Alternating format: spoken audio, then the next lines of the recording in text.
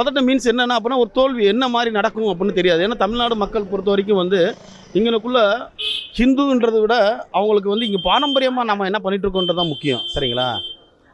அதை அவங்களுக்கு புரிஞ்சிக்க முடியல. அவங்களுக்கு வெறும் ஹிந்து அப்படின்னா ஹிந்து பூரா திராவிட கலத்துக்கு எகென்ஸ்டாக இருப்பாங்க, பிஜேபிக்கு சப்போர்ட்டாக இருப்பாங்கன்ற மாதிரி ஒரு கான்செப்டில் தான் அவங்க வர்றாங்க. பட் அப்படி இல்லை. நம்ம அரசியல் வேறு, ஹிந்து நம்பிக்கைன்றது வேறு இல்லையா? அது அவங்களுக்கு புரிஞ்சுக்கிட்டாங்க அப்படின்னா இந்த தமிழ்நாடு அரசியல் அவங்களுக்கு புரியும். அது புரியாமல் போகும்போது அவங்க பேசுகிற எதுவுமே இங்கனுக்குள்ளே ஈடுபட மாட்டேங்குது. பாஜக கூட்டணி தான் பதட்டமாக இருக்குது. இந்த நாடு என்ன நாடுமா? செக்யூரிட்டிசம் கண்ட்ரி தான். புரியுதா? எல்லா மதத்திலையும் இருக்கிறவங்களுக்கு தான்.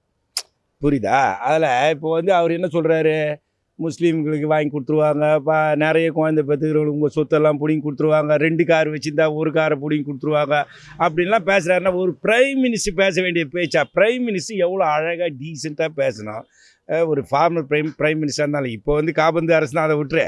இருந்தாலும் அவர் எவ்வளோ ஒரு அழகாக பேசணும். அவர்கிட்ட தான் ரொம்ப பதட்டம் இருக்கிற மாதிரி நான் நினைக்கிறேன். என்னை பொறுத்த வரைக்கும் இந்த நாடுமா பாரத மாதாவுக்கு எல்லா குழந்தைங்களும் ஒன்று தான்.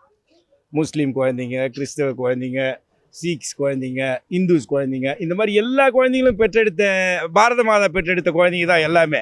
இதில் என்ன பார்ஷுவாலிட்டி இருக்குது? இந்த நாடு அப்படி தானே இருக்குது. ஒற்றுமையோடு தானே இவ்வளோ நாளாக வாழ்ந்துக்கிட்டு. இவர் இதில் மட்டும் எப்படி திடீர்னு ஒரு பார்ஷுவாலிட்டி பார்த்து அவங்கக்கிட்ட பிரித்து கொடுத்துருவாங்க, இவங்ககிட்ட பிரித்து கொடுத்துருவாங்கன்னு பேசுகிறாருன்னா அவர் தான் பார்த்துட்டு பேசுகிறார். பதற்றத்தோட பரப்புகிறாங்க அப்படின்னா மோடியுடைய அந்த பதட்டம்ங்கிறது 1 மாதத்துக்கு முன்னதே வந்துருச்சு. அவருக்கு தமிழ்நாட்டுக்கு 9 தடவை 10 தடவை விஜயம் செஞ்சிட்டாரு. மிரட்டியும் பார்த்தார், உருட்டியும் பார்த்தார், ஒன்றுமே நடக்கலை. இது தென் மாநிலங்களில் கடுமையான பாதிப்பு. அதனால் அவருக்கு பெரிய பதற்றம் தான். அது பிஜேபி அணி தெரிஞ்சது தானே. அது இப்போ எல்லா இடத்துலையும் அவங்க என்ன பேசுகிறாங்கன்னு அவருக்கே தெரியல. மேடையில் போகும்போது அந்த பரப்புரையில் நம்ம என்ன பேசுகிறோம் அப்படிங்கிறது ரெக்கார்ட் பண்ணி பார்க்கும்போது பார்த்தா அவர் மாட்டிக்கார்.